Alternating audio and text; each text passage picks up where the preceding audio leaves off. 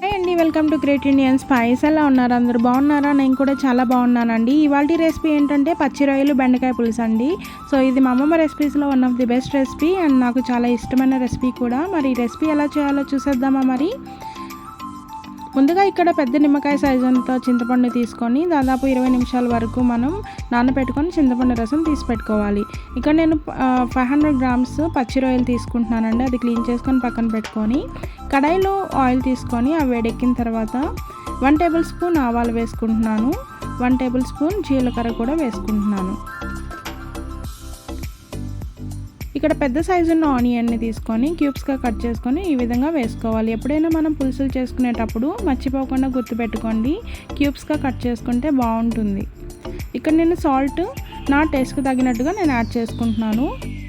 ఇక్కడ నేను 2 నుంచి 3 టమాటోస్, మీడియం సైజు ఉన్న టమాటోస్ని క్యూబ్స్గా కట్ చేసుకొని ఈ విధంగా వేసుకుంటున్నానండి.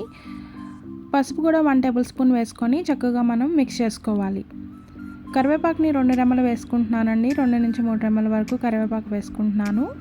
చక్కగా మధ్య మధ్యలో కలుపుకుంటూ ఉండండి, లేదంటే అడుగు అంటుతుంది.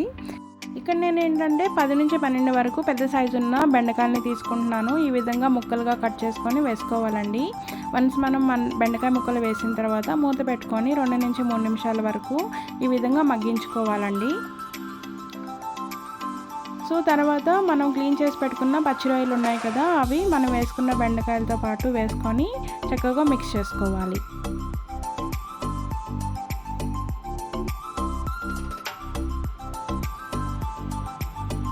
ఇక్కడ నేను కారం అయితే 2 నుంచి 3 టేబుల్ స్పూన్స్ వేసుకుంటున్నానండి. సో మీరు స్పైస్ ఎక్కువ తినే పని అయితే కొంచెం ఎక్కువ వేసుకోండి. మీ స్పైస్ని తగినట్టుగా మీరు అడ్జస్ట్ చేసుకోండి. ఇప్పుడు మనం ముందుగా ఏదైతే చేసి పెట్టుకున్న చింతపండు పులుసు ఉంది కదా, అది కూడా మనం ఈ విధంగా పోసేసుకోవాలి. సో నాకైతే పులుసు మొత్తం ఉడకడానికి 15 to 20 మినిట్స్ వరకు టైం పట్టిందండి.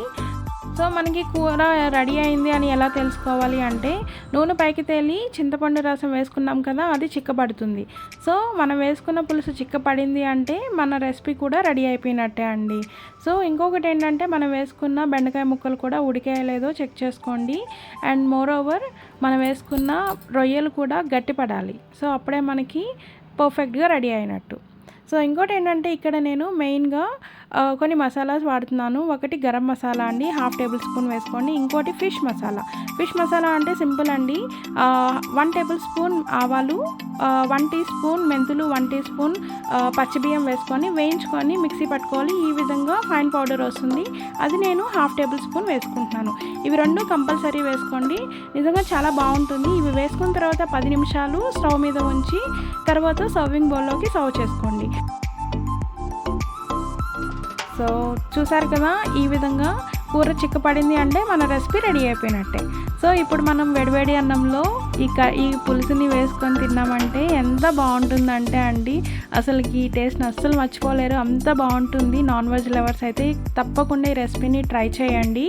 అండ్ మీరు చూసారు కదా, మీకు నచ్చిందా? మీకు నచ్చినట్లయితే ఒకసారి ట్రై చేసి ఎలా వచ్చిందో కమెంట్ సెక్షన్లో కమెంట్ చేయండి. మీలో ఎవరైనా కొత్తగా చూస్తున్నట్లయితే ప్లీజ్ లైక్ చేసి, షేర్ చేసి, సబ్స్క్రైబ్ చేయండి. And thank you for watching.